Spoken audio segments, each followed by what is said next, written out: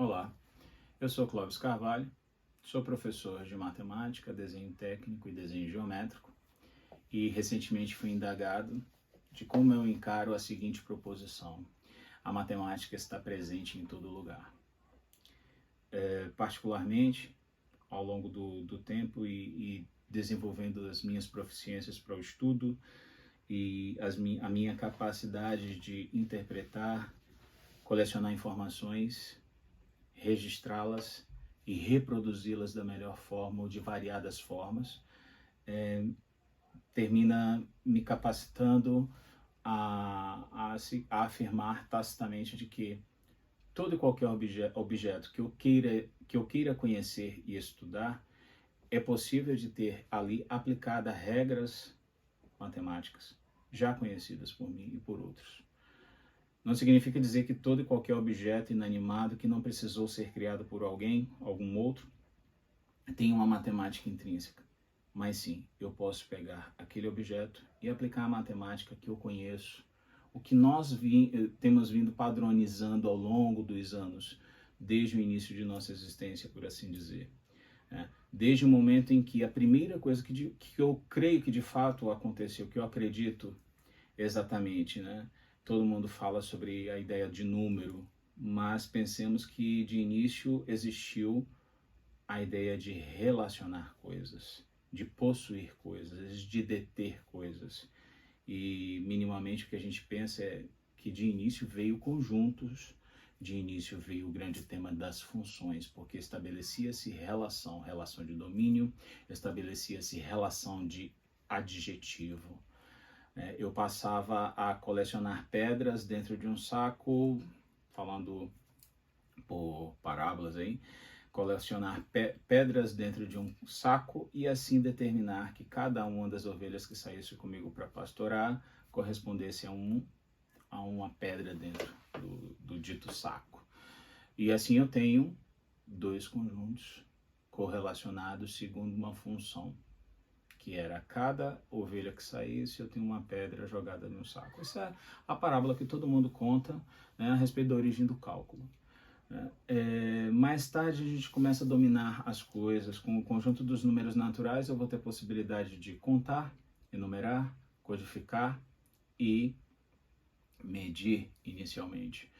Ao longo do tempo, a gente desenvolveu várias formas de medidas que usamos até partes do nosso corpo para determinar padrões de medida, como a polegada, o palmo, a braça, o pé, e todos eles são ainda, alguns deles são ainda unidades de medida padrões que ainda são usadas na área técnica.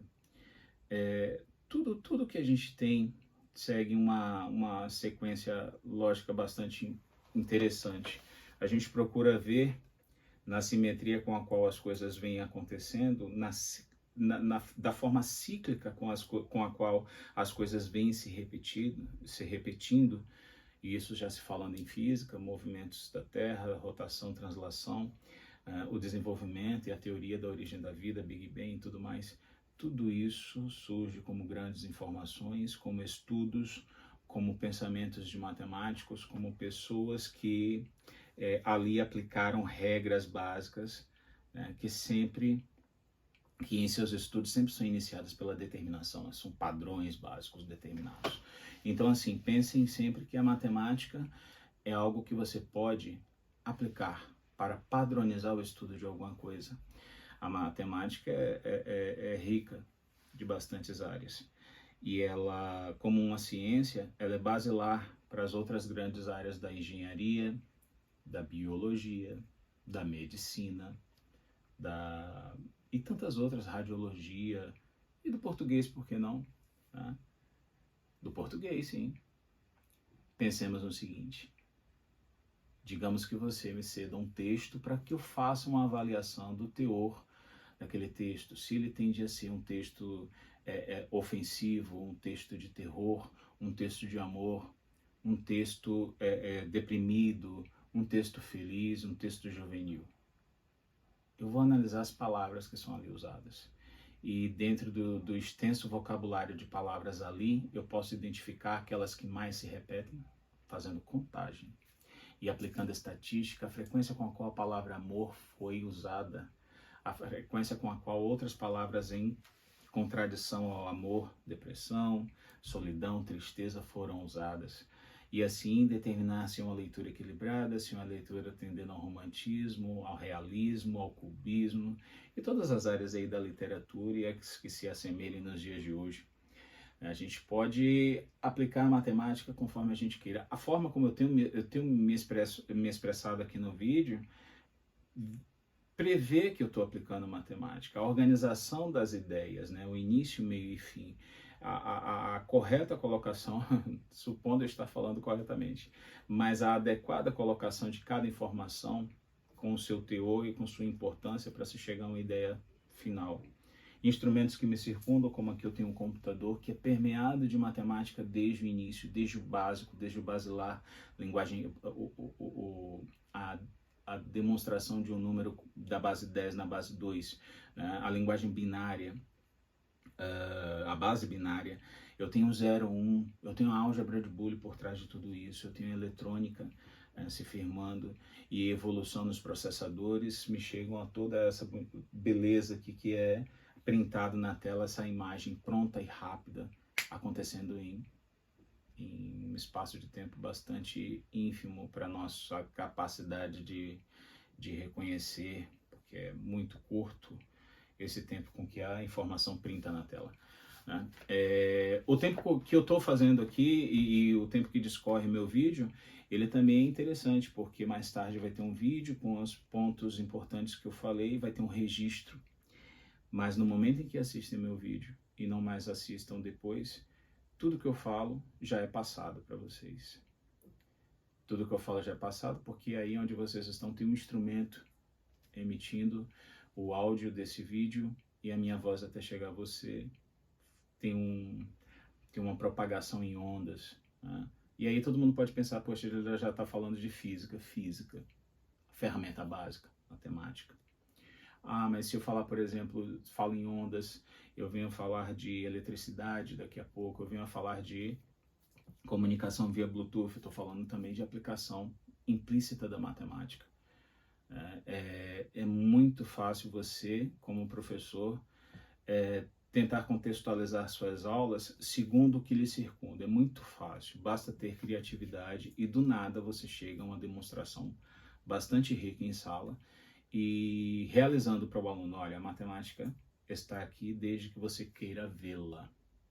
A matemática está no objeto desde que você queira interpretá-lo segundo regras e padrões que a matemática já vem preconizando ao longo dos anos, já vem determinando em suas regras.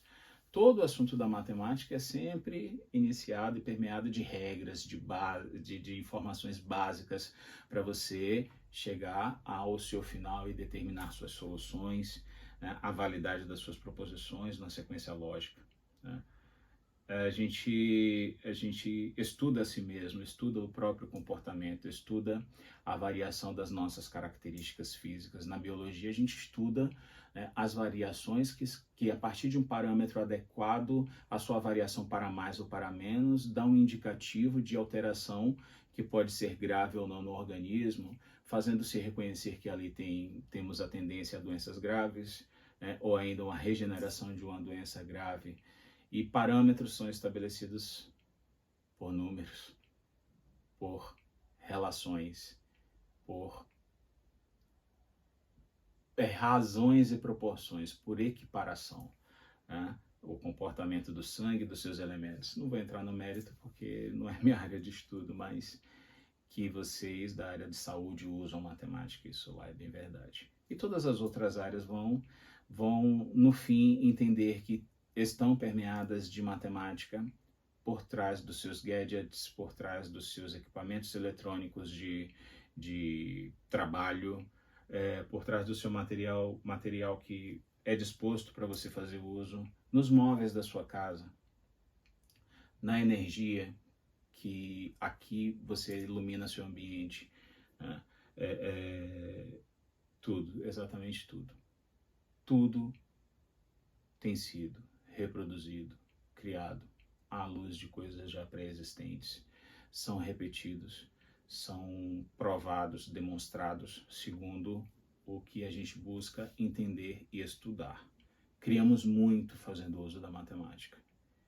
E muito do que criamos, nos espelhamos no que já conhecemos no que conhecemos de início do mundo.